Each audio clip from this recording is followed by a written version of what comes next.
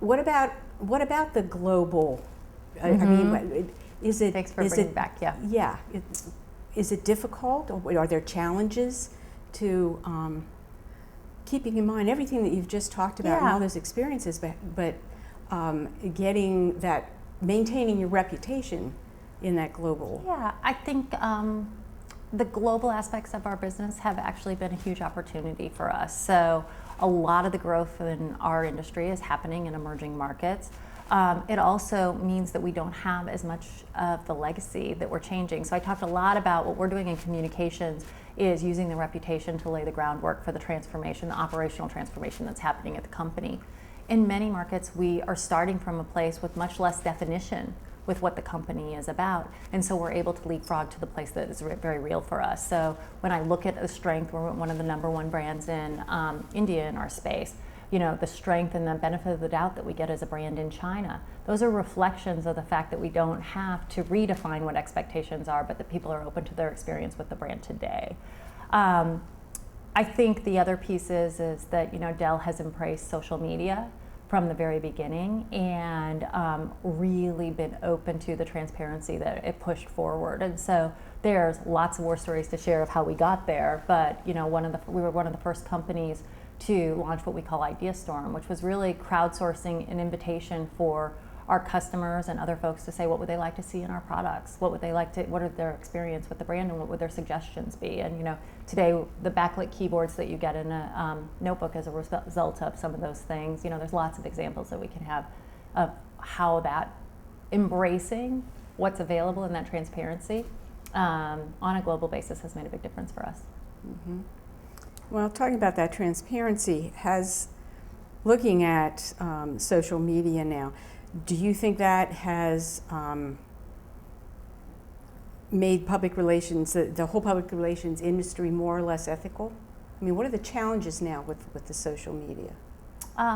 I think from our perspective, it has, I can't speak to more or less ethical, but what I can say is transparency is a good thing in our experience. And it is, for us, social media is stitched into every part of the fabric of the company. And we've done that very deliberately in that from a communications perspective, we really use it to help to amplify our programs, but also to identify where things are going sideways and to try to address those issues quickly and specifically.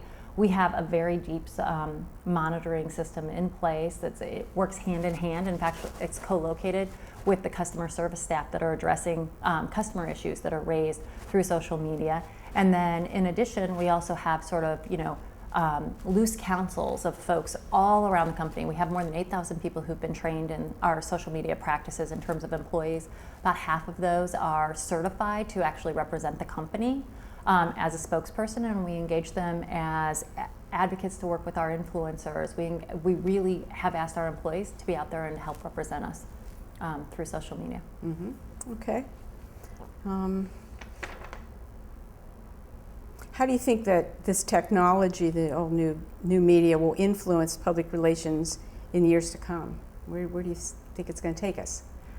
You know, I think the biggest change for us is that no one looks to sort of you as the functional expert to say, so what's communications perspective anymore? I think that the democratization of media has really put it in a place where everyone has an opinion on what the communications implications are going to be.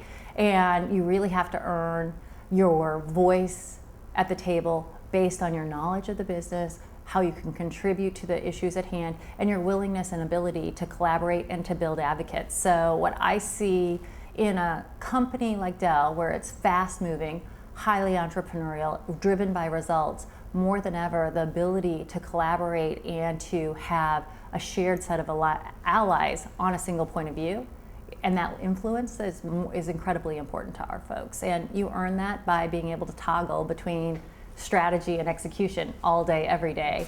And but really just being a business partner makes a big difference. We can't just say, well, communication says.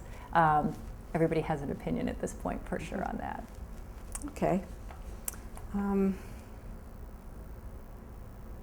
Generally, what are the greatest challenges facing public relations executives today, and how do you address these challenges?